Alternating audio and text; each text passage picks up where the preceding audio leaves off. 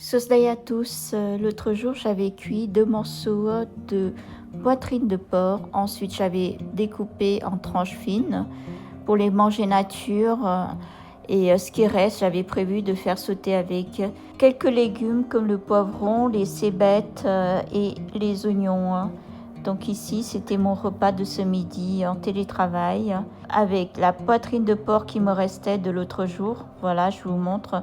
J'avais cuit 2 poitrines de porc à peu près de 5 cm de largeur avec des feuilles de kaffir, des feuilles de citron, feuilles de kaffir pour parfumer, avec du sel et un peu de chicken powder. Ensuite, je les ai tranchés finement.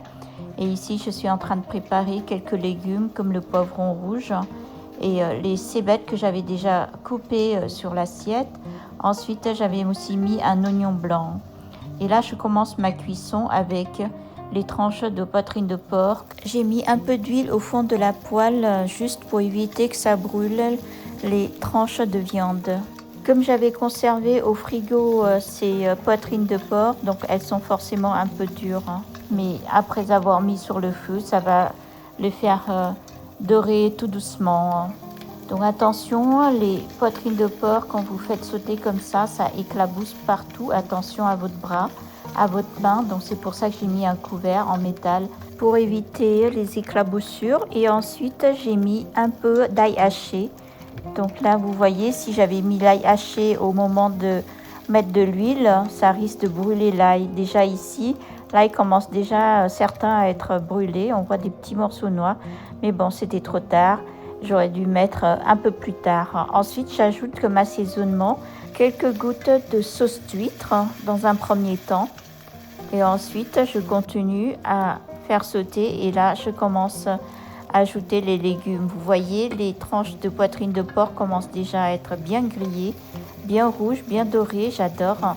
Une fois que vous avez mis les légumes, il n'y a pas grand-chose ici. C'est juste du poivron, cébettes et oignons. Si vous avez d'autres légumes, vous pouvez en mettre. Je pense par exemple aux poireaux, des tiges de poireaux qui pourraient aussi parfumer. Ensuite, des tiges de céleri ou encore des champignons noirs.